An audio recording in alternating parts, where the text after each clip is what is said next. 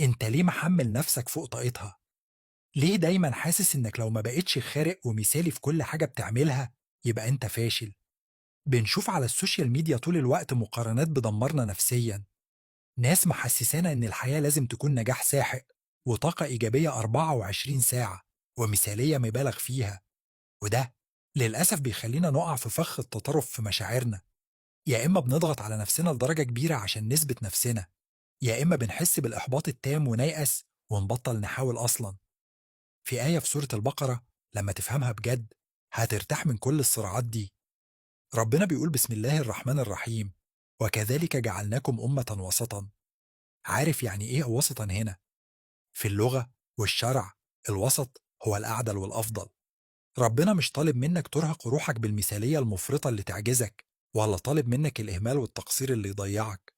ربنا عايزك تبقى في الوسط، إنسان متزن بيحاول وبيغلط وبيتعلم من غلطه. الوسطية دي هي اللي بتحميك من جلد الذات والاكتئاب النفسي.